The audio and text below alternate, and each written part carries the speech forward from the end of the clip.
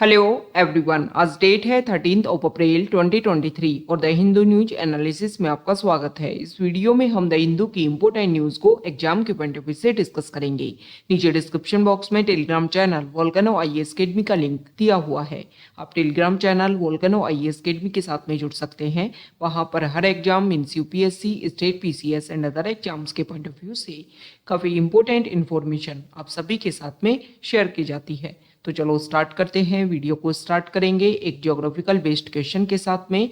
और आज आपका क्वेश्चन ये है कि माहिम फोर्ट को आपको मैप में व्यू करना है, फिर इससे रिलेटेड हर इंपॉर्टेंट फैक्ट्स को एंड इंफॉर्मेशन को कमेंट बॉक्स में टाइप करना है।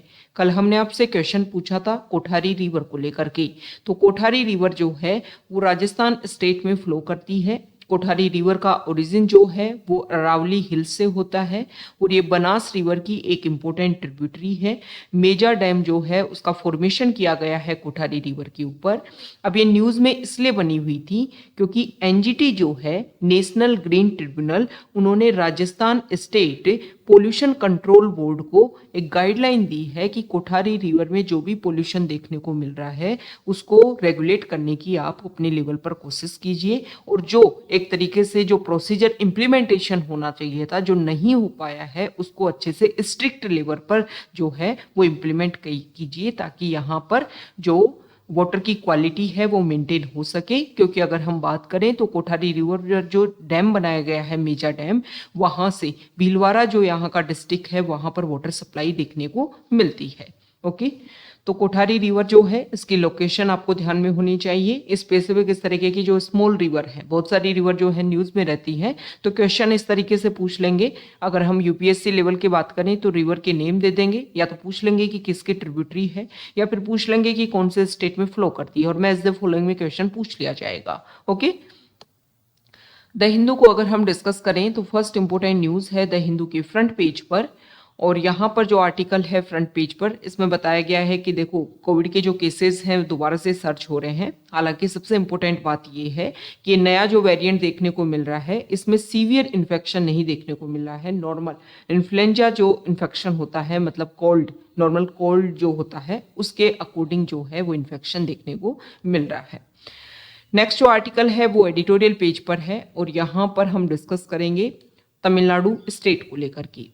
राइटर जो है उन्होंने बताया है कि तमिलनाडु स्टेट में किस तरीके से गेम को रेगुलेट करने के लिए कोशिश जो है वो लंबे टाइम से की जा रही थी। अगर हम डिस्कस करें तो कोविड के टाइम में स्पेसिफिक ये जो ऑनलाइन गेमिंग है इसके ऐप जो हैं वो काफ़ी ज़्यादा बड़े हैं, लोगों का इन्फ्लुएंशन भी काफ़ी ज़्यादा बड़ा है। तो तमिलनाडु गवर्नमेंट जो है उसको रेगुलेट करने के लिए काफ़ी लंबे टाइम से कोशिश कर रही थी। उन्होंने बिल भी इसको लेकर के पास किया था, लेकिन वहाँ के जो गवर्नर है उन्होंने इसकी असेंट नहीं दी थी। अभी क्या देखने को मिला कि सेंट्रल गवर्नमेंट ने इस बात के ऊपर फोकस किया और उन्होंने ये बोला कि जो भी गेम जो होते हैं ना वो स्टेट लिस्ट में आता है। ओके, और ये बैटिंग एंड गैम्बलिंग जो है वो स्टेट लिस्ट का पार्ट है। तो इसी के बेसिस पर वहाँ के जो गवर्नर है, तमिलनाडु के गवर्नर, उन्होंने अब असेंट दी है ऑनलाइन गेमिंग को और बैटिंग को लेकर के।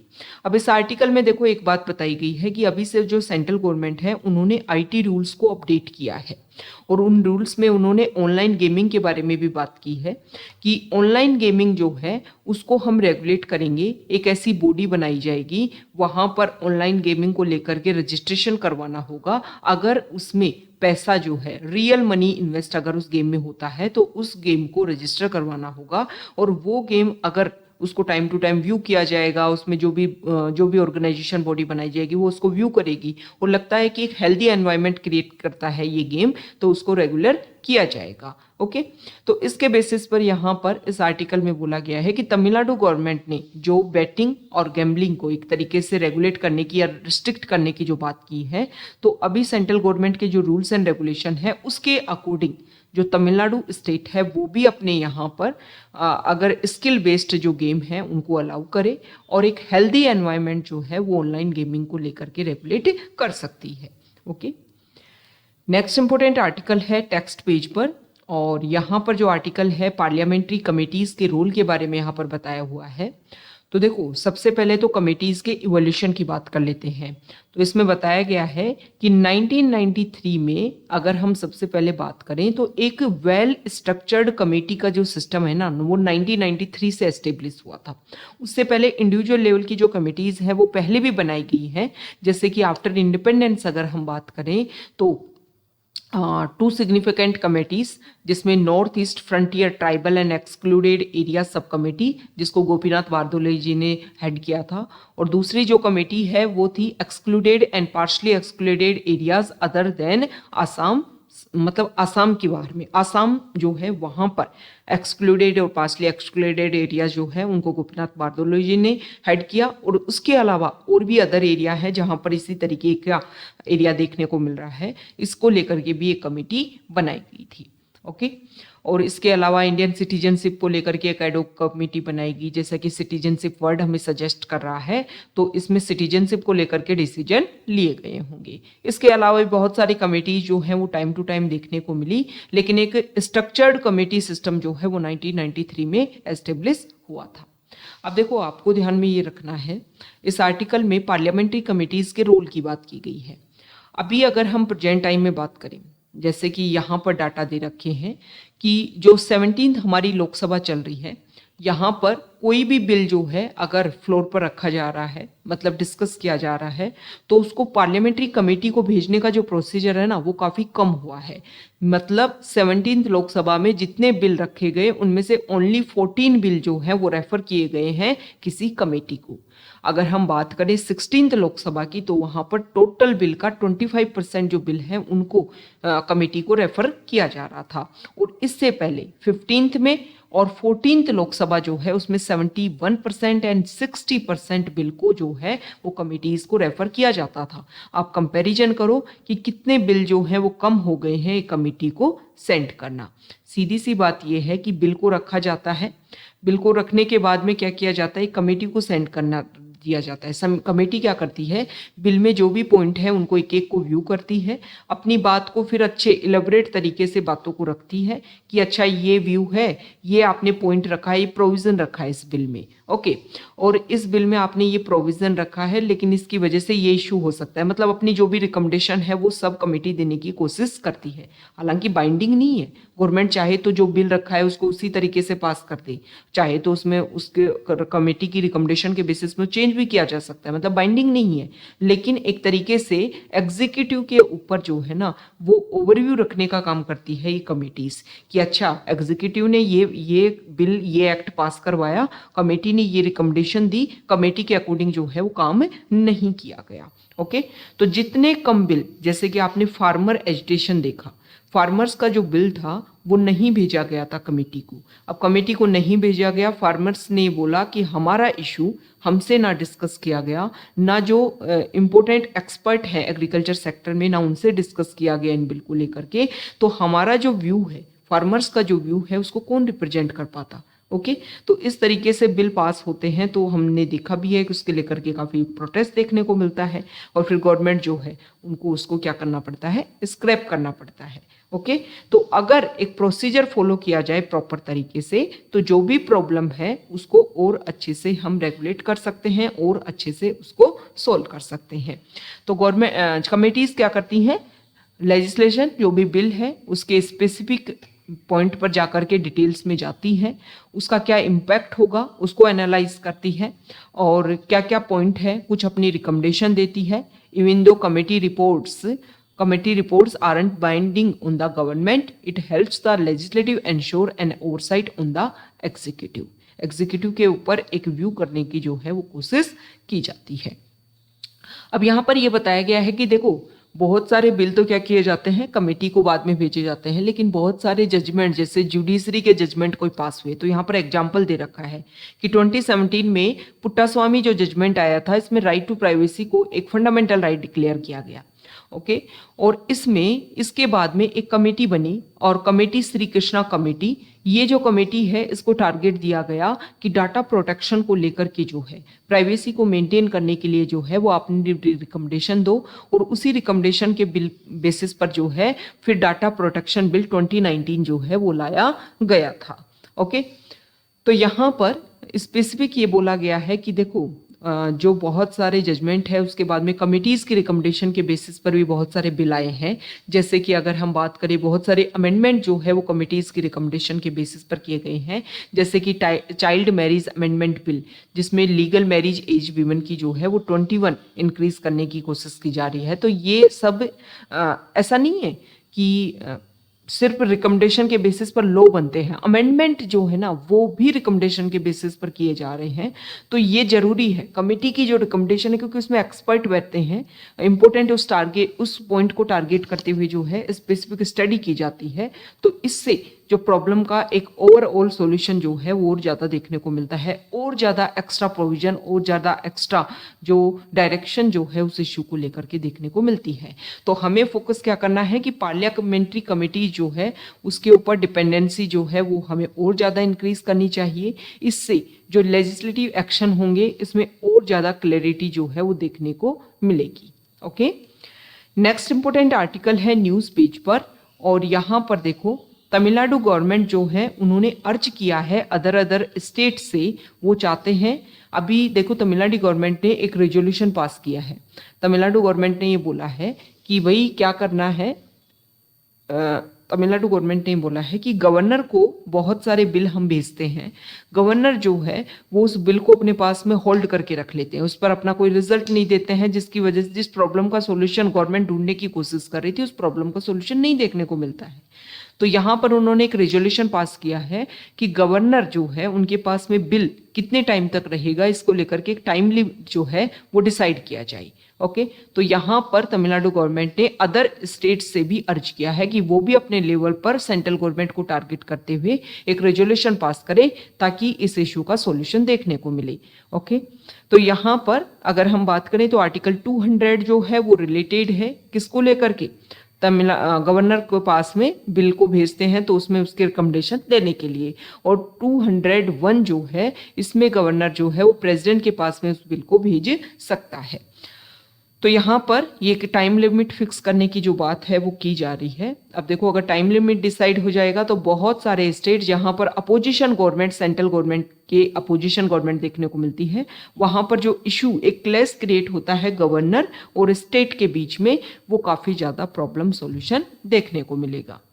नेक्स्ट इंपॉर्टेंट आर्टिकल है यहीं पर, तो देखो यूक्रेन के जो मिनिस्टर हैं उनकी इंडिया में विजिट देखने को मिली। उन्होंने कुछ इम्पोर्टेंट बात जो है वो यहाँ पर रखी कि इंडिया का हम चाहते हैं कि इंडिया जो है वो एक मीडिएशन का रोल प्ले करे। साथ ही साथ में उन्होंने एक इम्पोर्टेंट बात ये भी बोली कि जो मेडिकल स्टूडेंट्स जो हमारे यहाँ पर स्टडी कर रहे थे इंडिया के, और रशिया यूक्रेन वॉर के वजह से वो यहाँ पर वापस लाए गए, तो उनके सब के लिए भी हम रूल्स एंड रेगुलेशन करेंगे ताकि उनकी एजुकेशन जो है वो एक प्रॉपर तरीके से कंप्लीट हो पाए। तो हम ये जो इंडियन जो स्टूडेंट्स हैं उनको इंडिया में लाने के लिए एक ऑपरेशन लॉन्च किया गया था, ऑपरेशन गंगा। ओके, अब इसी तरीके के कुछ अदर इम्पोर्टेंट हमारे इवैक्यूएशन प्रोग्राम रहे हैं टाइम टू टाइम, उनके बारे में भी हम डिस्कस कर लेते हैं। तो ऑपरेशन गंगा ये रशिया यूक्रेन वॉर के बाद में यूक्रेन से जो हमारे इंडियन स्टूडेंट्स हैं या इंडियन जो थे उनको इंडिया में लाने की कोशिश की गई थी। इसके अलावा अदर इम्पोर्टेंट प्रोजेक्ट की अगर हम बात करें तो एक प्रोग्राम लॉन्च किया गया इसी तरीके का इवैक्यूएशन प्रोग्राम, वंदे भारत। ये जो प्रोग्राम है वंदे भारत, ये 2020 में, कब, जब कोविड-19 पेंडेमिक आया तो वर्ल्ड में अदर जगह जो हमारे इंडियंस थे उनको फॉरेन कंट्री से इंडिया में लाने की कोशिश की गई। एक प्रोग्राम था ऑपरेशन समुद्र सेतु, ये भी 2020 में, मतलब जो भी हमारे इंडियन अदर कंट्रीज में थे उनको नेवल ऑपरेशन था। मतलब ये तो आपने फ्लाइट के मोड लेकर के आए और ये आप सी के थ्रू जो है वो लोगों को लेकर के आए, ऑपरेशन समुद्र सेतु। ये भी कोविड पैंडेमिक के टाइम में इंडियंस को वापस इंडिया में लाने के लिए लॉन्च किया गया था। एक है ऑपरेशन राहत। ऑपरेशन राहत जो है वो 2015 में लॉन्च किया गया।